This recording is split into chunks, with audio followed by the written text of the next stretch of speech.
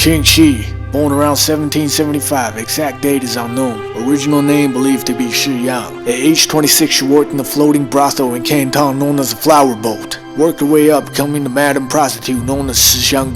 With her madam status, she gets a lot of intel from VIP big shot clients through her pillow talks. So she was also doing a lot of secret side business besides being a hooker madam. Around the same time in 1801, there was a famous privateer captain named Cheng, also born in Canton but hired by Vietnam. He worked for the Tay-Son dynasty of Vietnam to raid on ships of Ching dynasty of China. Kinda like how the French and English used to hire privateers to raid on Spanish ships. That same year, Cheng believed to have proposed to Ching, known as Shih at the time based on a business move. Ching agreed to marry him through a contract, splitting 50% of all their business and properties into half-half ownership, including his ships. Cheng agreed. They both got married and adopted a skilled sailor named Zhang Baozai, aka Chang Pao, as their son, which they kidnapped from the fisherman. When Tay-Son dynasty got overthrown in 1802, Cheng and Ching went back to Canton Sea in 1805 and united all 6 privateer fleets into one confederation of pirates. With a Red Flag Fleet as the main leader fleet, they became their own pirate confederation nation without any government nor nation. The couple worked well together. Cheng commanded the fleets and Ching ran and organized the business. At the same time, Qing dynasty of China was busy with the White Lotus rebellion. They had no time to deal with pirates. So Cheng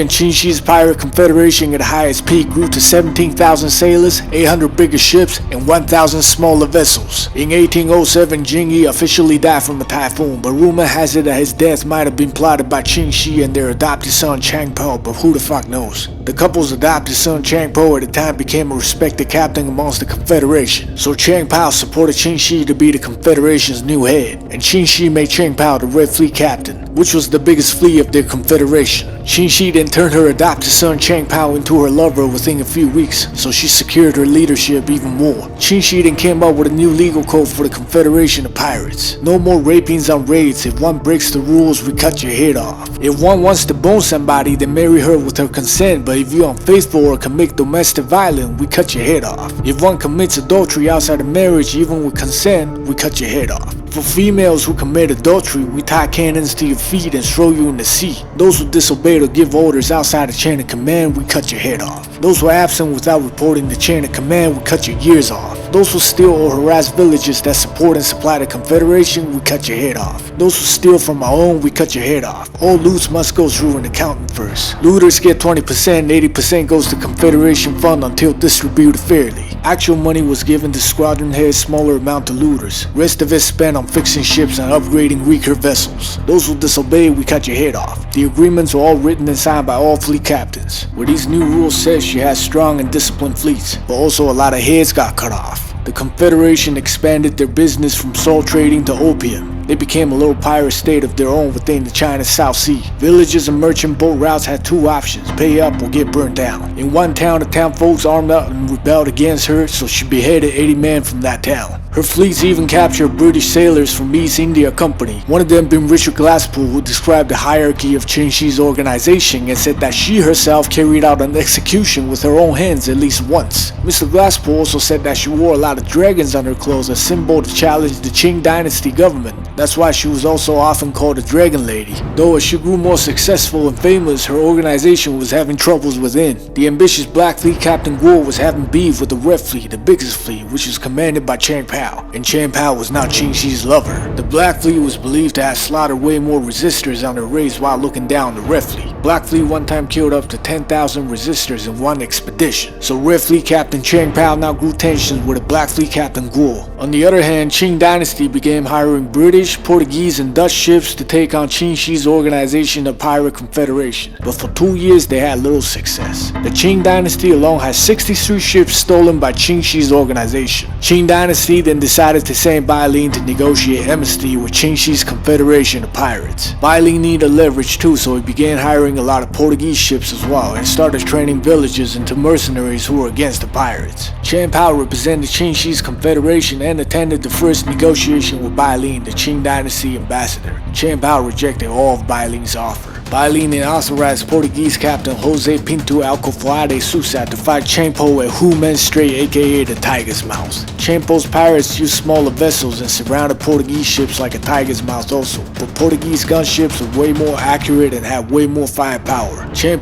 massive numbers of smaller vessels were also too close to one another and had no room to operate. Cheng then retreated into smaller rivers and lost the Battle of Tiger's Mouth. Portuguese ships were too big to enter the smaller rivers, so they blocked the mouth of the bay along with Ching dynasty fleets. Shih then sent out letters to other pirate fleets to come give aid, but Captain Guo of Black Fleet refused. Ching and Chang waited for the wind to be in their favor and used the fire vessels to charge the block bay and broke through. Ching and Chang then used older vessels to shield the fleet from cannon fires and got away. Ching was said to only have lost 40 sailors during the escape and repaired the fleet without losing one single big junk. Chang then led the Red Fleet and began a civil war with Black Fleet because Black Fleet never showed up to aid the Red Fleet. After the Battle of Tiger's Mouth, Red Fleet members were tired out and lost to Black Fleet. Although Captain Guo of Black Fleet won the pirate civil war, he didn't want to be enemies with both Ching confederation and the Ching dynasty. So Guo surrendered to Bai Ling himself and was rewarded by Ching dynasty and got granted official status. Ching saw Guo got rewarded and granted status. She figured her leverage is even more than Black Fleet, so maybe it's time to cash out. She sent terms to Bai Ling. Her terms were that her and her sailors will get full amnesty and also keep their loots, and that her man can choose to join the military and get decent payment and fundings from the government. Also, her and her husband Cheng would keep some of the bigger ships for their salt trading business. Bai Ling refused, so Ching led another big-ass raid and landed in Canton and demanded negotiation in person with Bai Ling. They negotiated for days, but neither side wanted to back down, so Ching threatened to keep on raiding. 2 weeks later, Bai Ling accepted most of Ching terms on the exceptions of 126 pirate members being executed. But Ching and Cheng would get to keep 20 ships for their business, and Ching would be granted status of lady by imperial decree, which entitles her to many legal protections and high social status. So on April 10, 1810, Ching surrendered and Macau disbanded 17,000 sailor members, 226 large ships, and 1,300 cannons. Her husband Cheng was made an officer of the Navy. She then opened a casino and brothel in Guangdong or Macau at the age of 35 and died at the age of 69. And that concludes the life of the pirate queen, Cheng. Started as a hooker, became a queen of pirates, retired from being a pirate without getting killed, got granted a title, and died at 69 with her own casino. Now that's some gangster shit right there. Fucking Mulan movie, man. Why can't we get a movie or series about her? I'm sure all the Luffy fans and Straw Hat fans gonna watch it, and it's based on a true story. Anyways, your boy Daddy Chang on today's history class. Peace out.